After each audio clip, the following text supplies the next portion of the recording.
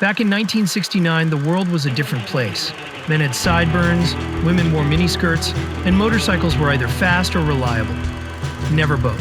Triumphs were leaky, Harleys were loud, and most bikes felt like strapping a lawnmower to your knees. And then, out of the quiet, efficient depths of Japan, Honda stood up and said, "Right, let's show the Brits how it's done." And they did. If motorcycles were rock bands, the Honda CB750 would be Led Zeppelin, only with a Japanese accent, and fewer hotel room incidents. Although, to be fair, it blew up the scene just the same. Not by smashing televisions, mind you, but by blowing the minds of everyone who thought reliability had to come at the cost of excitement. The Honda CB750 was the world's first superbike. A 4-cylinder engine, 4 exhaust pipes, an electric starter, and, wait for it, a front disc brake. In the 60s, that was like giving a toaster GPS. The Honda CB750 changed everything. Before it, motorcycles were either over-engineered tractors or twitchy missiles with brakes that were more like polite suggestions. Honda made a bike that was fast, didn't fall to bits every other Tuesday, and, this is key, you didn't need to perform a pagan ritual just to get it started in the morning. It was called the motorcycle that changed the world. And for once, the capital letters were deserved. Now the engine. 736cc inline 4, which sounded less like a Honda and more like a miniature Ferrari. And it worked with the precision of a Swiss watch, or rather a Japanese one, which might actually be better. It was comfortable too.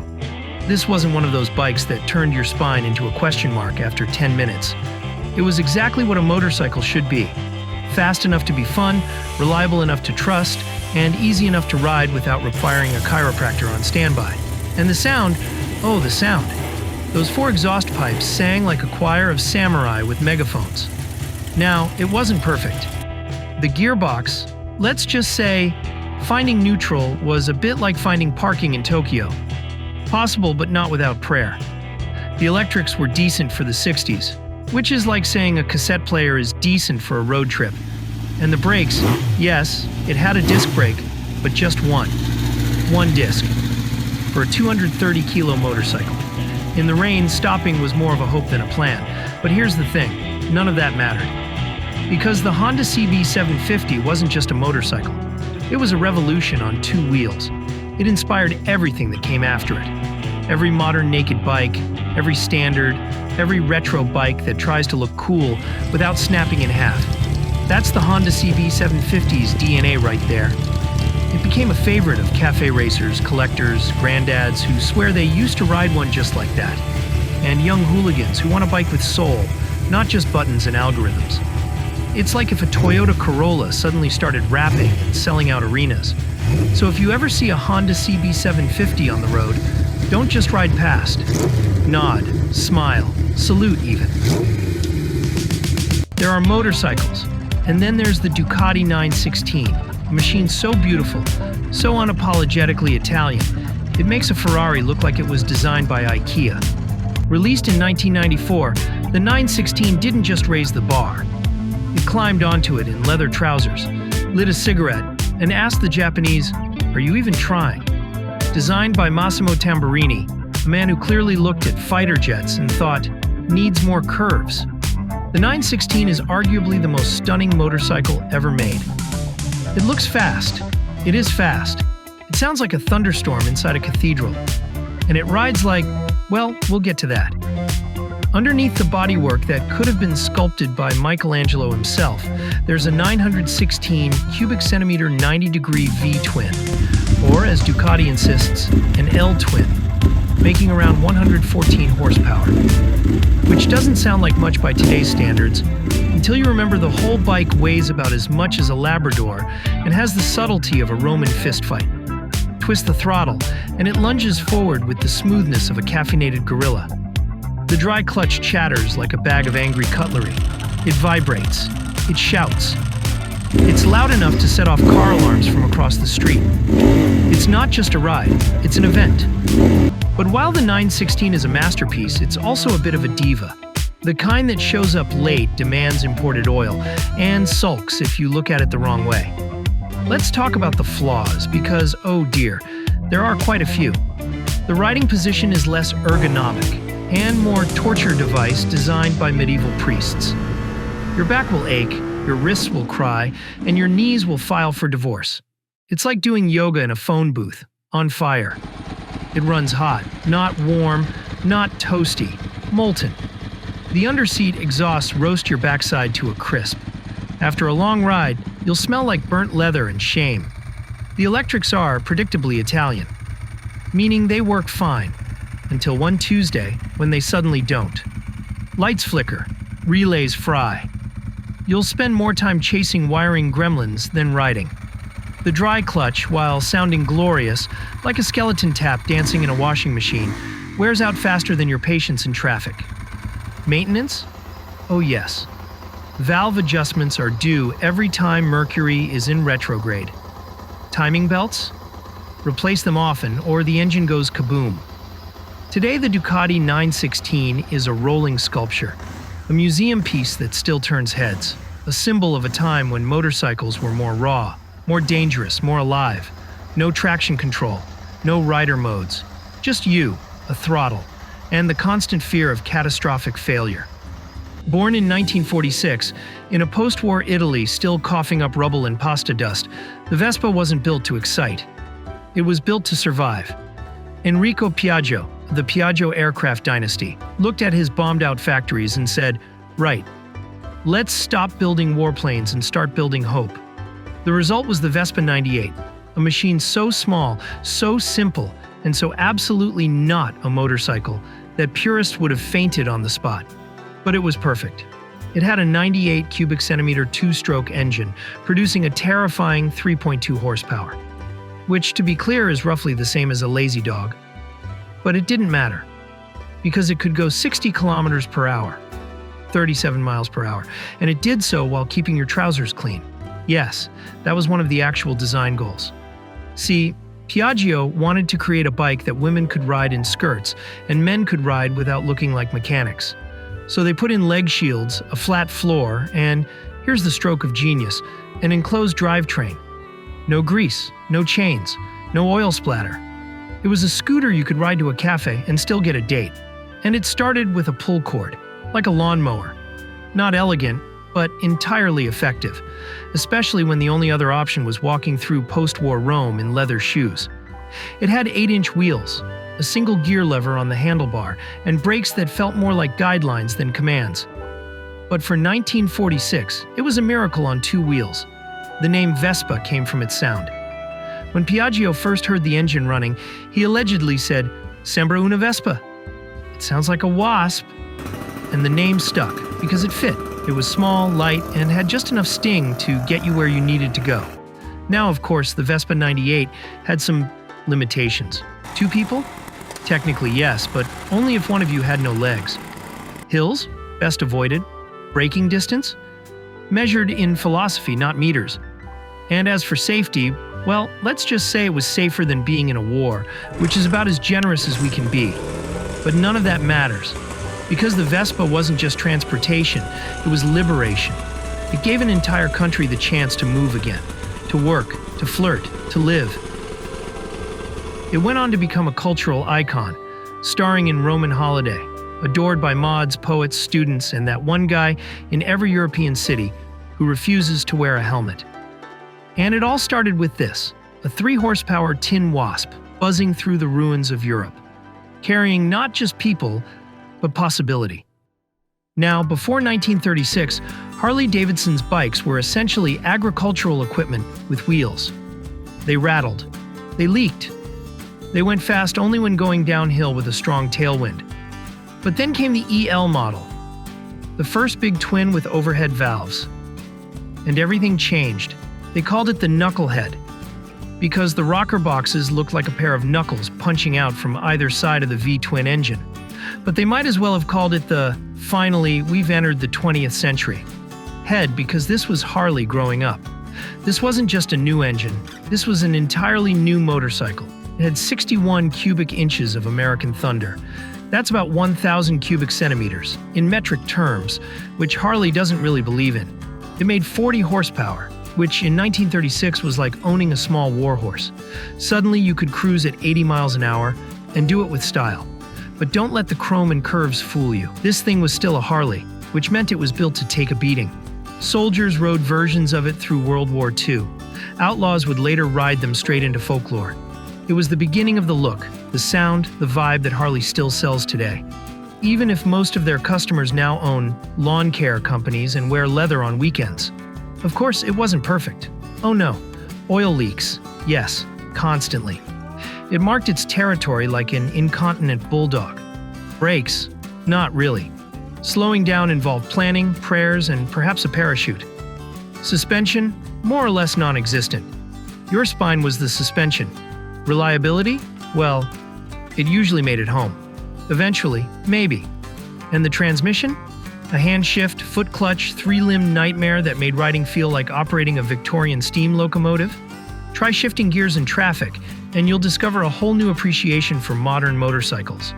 But despite all that, the Knucklehead was cool. Cooler than anything else on the road in 1936, or arguably since. It looked like rebellion. It sounded like thunder. It felt like America. It was the blueprint. Every Harley that followed owes it a cold beer and a handshake. Without it, there'd be no Panhead, no Shovelhead, no Fat Boy, no Easy Rider, and quite possibly no Harley-Davidson at all. So yes, it was crude. Yes, it tried to kill you occasionally. But in terms of impact, in terms of shaping motorcycle culture, attitude, and noise, the 1936 Knucklehead didn't just start the fire. It was the fire.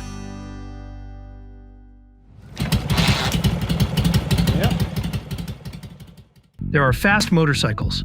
There are stupidly fast motorcycles. And then there's the Kawasaki Ninja H2R, a motorcycle so fast, so unapologetically violent, it makes other superbikes look like food delivery scooters. Released in 2015, the H2R wasn't built for the road. It wasn't built for racetracks either, really. It was built for one thing, to show the world that Kawasaki Heavy Industries, the people who make ships, aircraft, and industrial robots, could also build a motorcycle that laughs in the face of sanity. Underneath that alien-looking fairing is a 998 cubic centimeter inline-4 with supercharging. Yes, supercharging. Not turbo, not high compression, but an honest-to-God 130,000 RPM planetary gear-driven centrifugal supercharger built in-house by Kawasaki's aerospace division. Because apparently normal engineers weren't insane enough. The result? Over 300 horsepower on two wheels, with no traction control worth trusting unless you're wearing a parachute. To put that into perspective, a Bugatti Veyron makes about 125 horsepower per liter. The H2R, around 310 horsepower per liter. That's not just impressive, that's offensive. Top speed? Officially over 240 miles per hour. Unofficially, 249 miles per hour, 400 kilometers per hour. But the H2R isn't just a numbers machine. It's built with a steel trellis frame to handle the thermal and torsional stress of going that fast. The suspension is fully adjustable, KYB racing grade. The brakes are Brembo M50 monoblocks, which try very hard to stop this angry missile, but occasionally just pray. And the sound, well, it doesn't sound like a motorcycle. It sounds like an F1 car being attacked by a blender full of angry bees.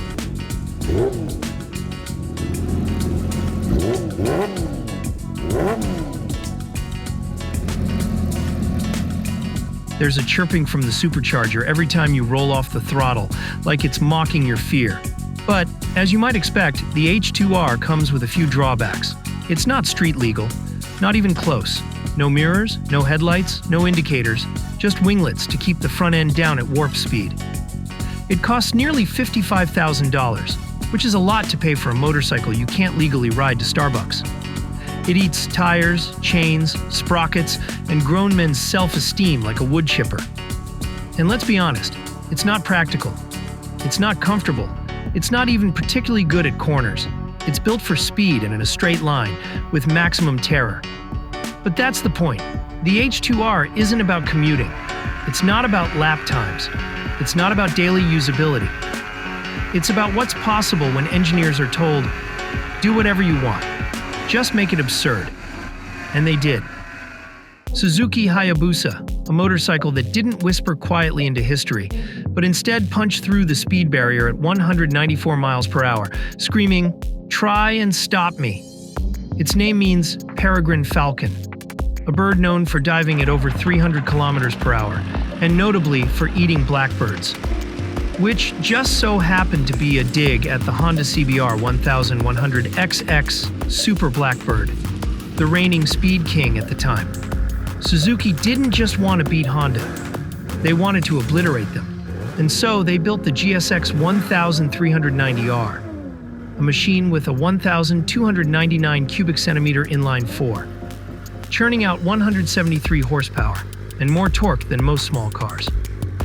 All wrapped in a wind tunnel-tested swooping fairing that looked like someone had microwaved a dolphin. It wasn't pretty, let's be honest. It still isn't.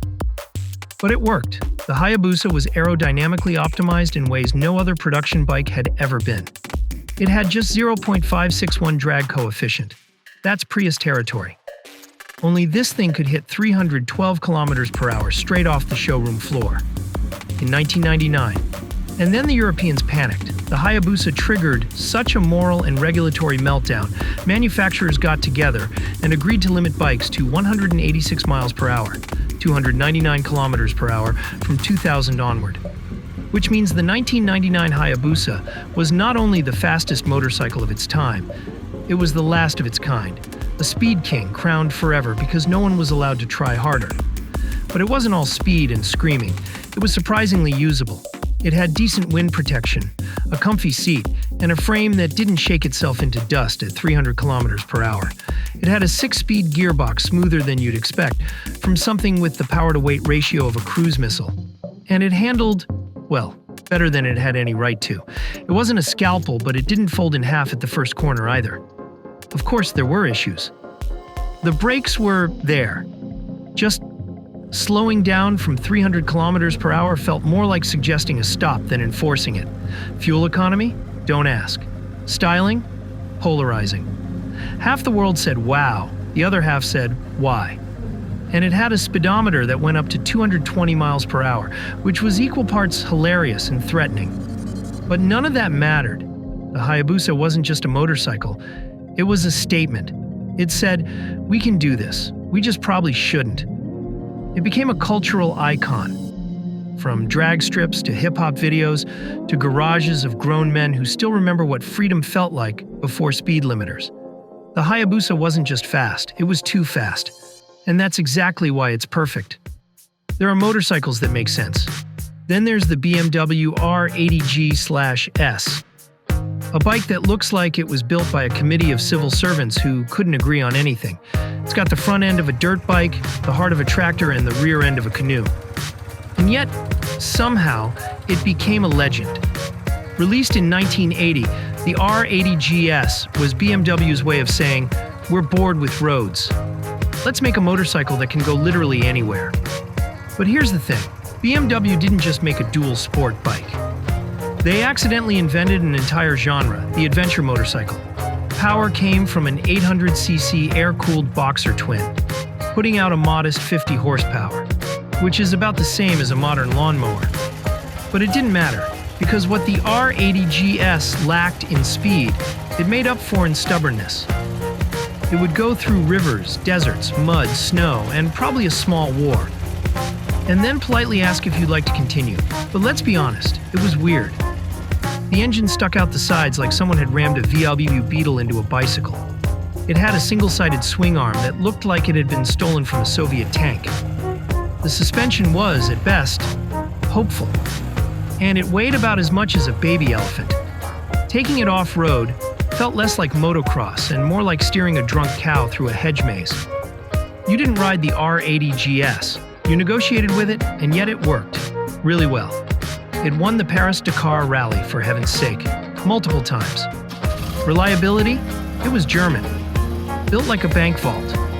You could drop it, drown it, crash it, lose it for 3 days, and it would still start with the gentle whoomph of those horizontally opposed pistons. And the best part? It made you feel invincible. Not fast, not stylish, but like you could pack up your life in 2 panniers and ride to Mongolia without so much as a map. And some people did. Of course, there were issues. The front brake was roughly as effective as shouting "stop" at the wheel. The shaft drive made rear suspension behave like a kangaroo on ketamine, and changing the oil meant getting intimate with parts of the bike that probably had diplomatic immunity. But none of that matters, because the R80GS wasn't trying to be perfect. It was trying to take you anywhere, and it did. It's not the prettiest, it's not the fastest, it's not even the most fun. But it is the bike that started a movement, the grandfather of the GS family, the machine that whispered, "Adventure is out there, go find it." In 1998, Yamaha looked at the superbike market, saw Honda playing it safe, Suzuki still polishing its GSX-Rs, and Kawasaki thinking green was still a personality trait, and said, "Right, hold my sake." And then they dropped the YZF-R1, a machine that didn't just raise the bar, it threw the bar into the sun. On paper, it had the usual recipe: a 998 cubic centimeter inline-4 engine, about 150 horsepower, and a fairing shaped like it had been designed by someone who regularly licked 9-volt batteries. But it wasn't the numbers that mattered. It was how Yamaha did it. They engineered the R1 around one concept: compact aggression. They didn't just build a big bike and make it fast, they built a 600-sized bike and shoved a liter engine into it, like trying to install a jet engine in a shopping trolley. The result? A dry weight of 177 kilograms, a wheelbase shorter than most 600cc machines, and handling so sharp you could slice a tomato with it at 100 miles per hour. Yamaha achieved this miracle with what they called a stacked gearbox, a clever bit of engineering that literally rearranged the transmission to make the whole engine more compact. That freed up space, shortened the chassis, and gave the R1 the agility of a caffeinated squirrel with a samurai sword. It could go 0 to 60 miles per hour in under 3 seconds, top out at over 170 miles per hour, approximately 275 kilometers per hour, and do it all while making a noise that sounded like angels getting kicked in the chest.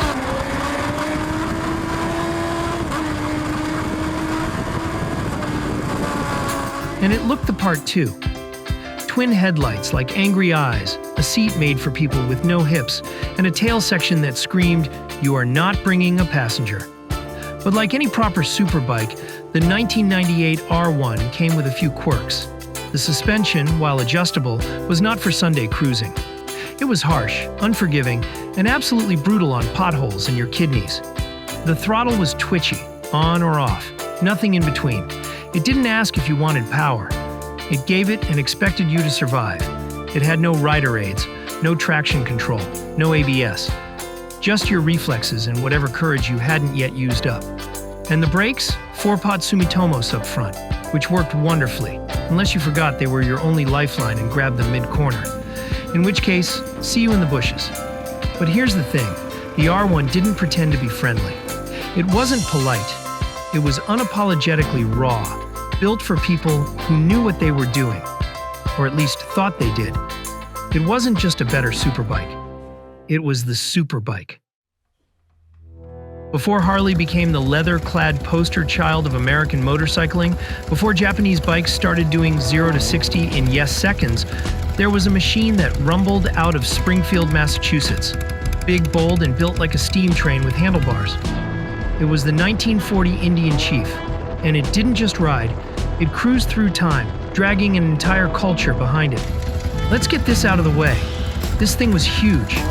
The 1940 Chief was about as subtle as a bald eagle punching through a barn door.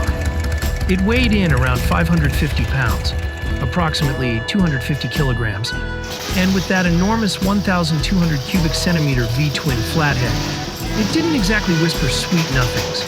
It thumped, growled, and occasionally made noises that sounded like God clearing his throat. But it wasn't just the engine that made the Chief legendary. 1940 was the year Indian did something that made Harley riders spit out their chewing tobacco in shock. They gave the Chief a plunger-style rear suspension. Yes, rear suspension, in 1940. While Harleys were still bouncing their spines into jelly on rigid frames, the Chief was already gliding like an old-school Cadillac on 2 wheels. That alone made it feel 10 years ahead of its time.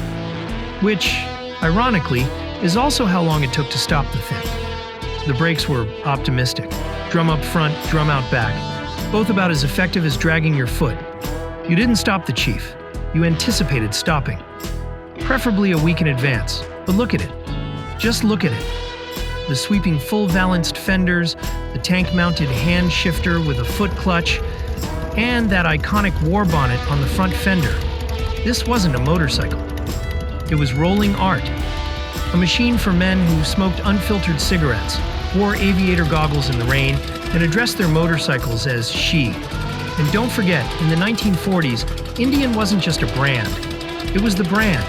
Indian had already raced at the Isle of Man. They'd already beaten Harley at the board track. The Chief was their answer to the open road, built not for racing, but for domination. This is not a fire-breathing superbike. This is not the two-wheeled equivalent of a V12 Ferrari. The original 1958 Super Cub had a 49 cubic centimeter air-cooled four-stroke engine that made a thunderous 4.5 horsepower, which means that, technically speaking, a strong headwind could out-accelerate it. But here's the twist: that didn't matter. In fact, it was exactly the point. Honda's genius wasn't in building something fast. It was in building something that anyone, your grandmother, your dentist's dog, could ride. And more importantly, afford. The Cub had a step-through frame, so no awkward leg swings required. An automatic centrifugal clutch, so you shifted gears without a clutch lever. Just twist and go, kind of. Big 17-inch wheels for stability. Enclosed chain and leg shields to keep your pants from looking like you lost a fight with an oil tanker. And it started with a kick, not a key, not a button, but a satisfying, foot-driven thwack that made you feel like you were involved in something mechanical, even if all you were doing was riding to the noodle shop. It was small, yes. Slow, certainly. But it was also bulletproof. You could drop it, forget to change the oil, run it on fuel that smelled like vinegar, and it would still start. And that reliability was paired with the single greatest marketing line in motorcycling history. You meet the nicest people on a Honda. Genius. Because while Harley was selling you rebellion and leather jackets, Honda sold you friendship. Suddenly, bikes weren't just for grease-covered outlaws. They were for students, housewives, sushi delivery guys, basically everyone. Of course, it had flaws. At full throttle, it sounded like a bee in a tin can. Top speed? A breathtaking 70 kilometers per hour, going downhill, with tailwind, while praying. Two-up riding was possible, but only if your passenger was legally considered luggage. And yet, here's the kicker. The Super Cub changed the world. It gave mobility to millions. It put Honda on the global map. It made motorcycles accessible, friendly, and normal. And it did all this not with power or speed or chrome, but with simplicity. More than 100 million Super Cubs have been made. That's not a success. That's a religion. So no, it won't win races. It won't scare anyone at the traffic light, but the Honda Super Cub might just be the most important motorcycle ever built. And it'll probably still be running long after the last Tesla dies of software updates.